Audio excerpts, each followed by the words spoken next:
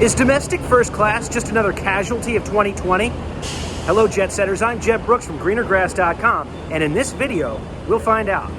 There's no question things have changed. Reduced offerings on cleaner airplanes? Worse schedules without seatmates? Wide-body aircraft on short-haul routes? And so much more.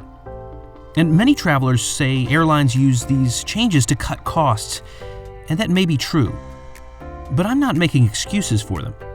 Instead, I simply recognize this as business. And any business in turmoil will find profits however they can, especially in an uncertain environment like this one. And frankly, the incremental costs associated with the passenger experience are relatively minuscule compared to the greater expenses these airlines face. So these savings really aren't doing much. Regardless of any self-inflicted mistakes that may have brought airlines to this place, the fact is that fewer people are flying, particularly that cushy and profitable business travel.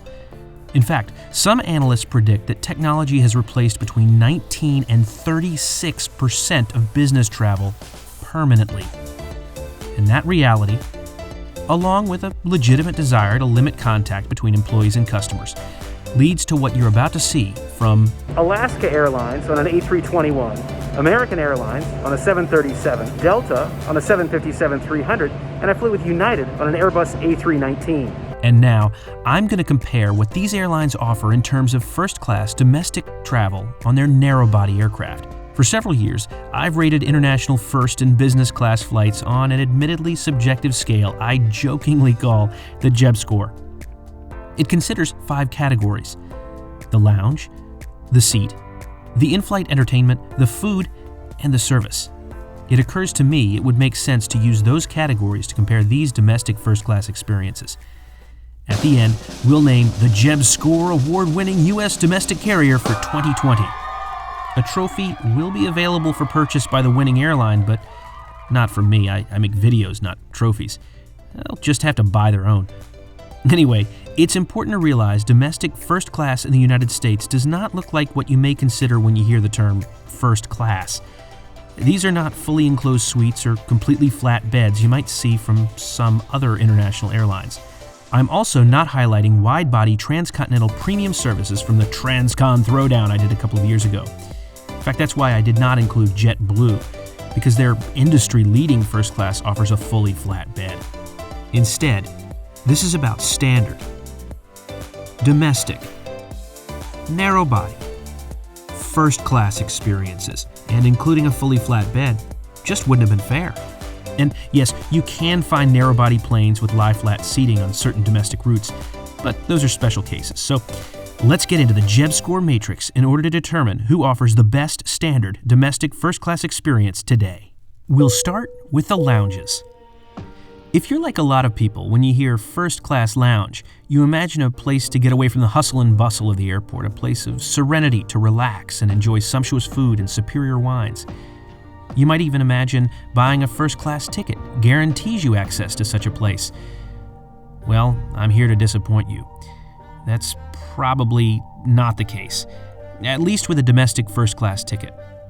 It's only Alaska Airlines that offers its fully paid domestic first-class passengers access to their lounges. The other airlines require you to buy an annual membership, have the right credit card, fly on an international first-class ticket, be a top-tier member of their frequent flyer program, or some combination thereof. That said, Alaska, American in certain cities, and United will all sell day passes to their lounges. The only way you're getting into a Delta Sky Club, though, is by being a member. There are links below to the airline's websites for their latest information about access and pricing. Before we get on board, it makes sense to talk a little bit about cleaning. All of these airlines espouse their more aggressive approach to keeping things clean these days. Each airline has increased the level of cleaning of their airplanes. It seems to many, including me, that these additional steps would have been nice to see even before a pandemic. But let's be grateful for what we have. Let's also hope that airlines choose to continue these additional layers of protection. Flying is safe. Airlines and airports have taken tremendous steps to ensure your safety. But that doesn't mean you don't have to remain vigilant and use common sense. If you need to travel, wear your mask, wash your hands, remain socially distanced, and follow the recommendations of medical professionals. Now, let's get on board. First-class seats are fully enclosed, wrap-around rooms with massaging chairs, beds, and a 50-inch TV screen, right? No, not quite. These domestic first-class seats are in a different category. In a way, it's what's defined this comparison. These seats merely recline. Other than Alaska's footrest, they're all pretty similar. On each of these narrow-body workhorses for these domestic fleets, they tend to be arranged in a 2-2 configuration, while economy and premium economy cabins on these aircraft tend to be arranged in a 3-3 configuration. In other words, in first class, you get a little more room and need to wrestle with fewer people to get in and out of your seat. Each seat I experienced included in-seat power and individual gaspers or air vents. They all offer similar width and pitch.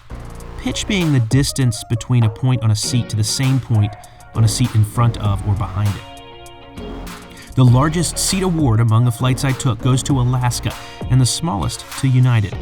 However, these differences are really quite minor. Now, Delta and Alaska currently block seats, which means travelers in economy won't have another passenger in the middle seat, and solo travelers in first class will have a row to themselves. But pay close attention to when this commitment to block seats goes away, because it will eventually cave to the pressure of maximizing revenue.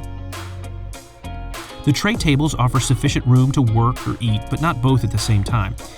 That amount of space is the realm of a few really well-designed international business class seats or international first class seats.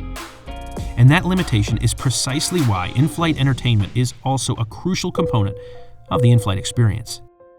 If you want to watch a movie while, at the same time, getting some work done or eating a meal, you'd better find an airline with screens built into each seat. Your IFE experience depends as much on the aircraft you're flying as the airline. Some of the airplanes these airlines are flying have very old systems. Others are flying without any screens at all and rely on your own device to stream entertainment. American and Delta both had screens on the flights I took with them. Neither Alaska nor United did. All four airlines do offer streaming entertainment to your own device on nearly every mainline aircraft. Among these four airlines, Delta has the most aircraft with in-seat screens. Of course, what matters most is a good selection of content and a clear moving map. Hey, speaking of content, don't you think airlines should add my videos to their selections? In case they don't, be sure to subscribe and ring that notification bell so you don't miss anything. Okay, enough of that. IFE is an area where airlines and their partners are cutting costs dramatically. Offering first-run Hollywood hits can be expensive, and eliminating them saves a ton of money. As a result, I noticed what I thought were fewer options in the flights I took compared to the past. And as always, I highly recommend passengers bring their own entertainment, just in case.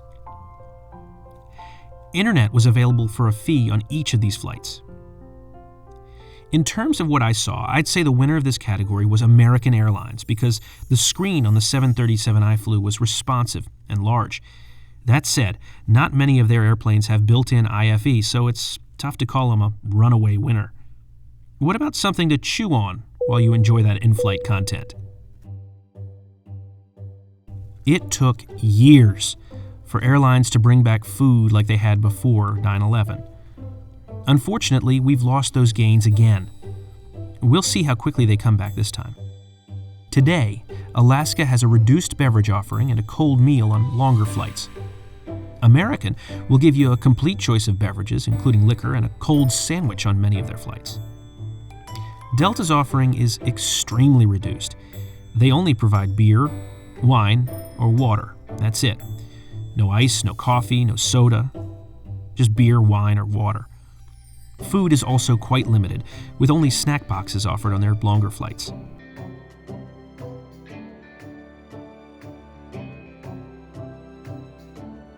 United has a complete choice of beverages, cold meals from certain cities, and snack boxes on most flights. The long and the short of it is this. If you think you're going to be hungry on your flight, even if you're booked into first class, it's probably wise to bring a snack or two. As for the winner in this category, I'm going with Alaska. The food was good and by far the most plentiful. Now, a word or two about the hard-working professionals who kept us safe on these flights. Typically, I'm a pretty generous grader when it comes to service. This is a tough job, being a member of a cabin crew. And to do it during these unprecedented times takes it to another level. Today's reduced service serves as a reminder that cabin crews are on board primarily for our safety in the event of an emergency. The drink service, the food delivery, the friendly interactions, all of that are bonuses that extend beyond their primary responsibility, which is to say, safety. Each of the flight attendants I encountered on these airlines were great. They were all friendly and positive, despite current conditions. That said, I thought the crews on United and Alaska were the most attentive. Therefore, United and Alaska tie here. Who's the Jeb Score award-winning First Class Airline of the Year of 2020? Well, with lounge access for all fully paid first-class passengers, the largest seat, the best food and beverage options, and some of the best service I experienced, the winner of this informal, subjective, and completely ridiculous contest is Alaska Airlines. Again, they're welcome to buy themselves that trophy. As I mentioned in that video, I really wished I lived in one of their hub cities, but between now and that time, see you in the sky.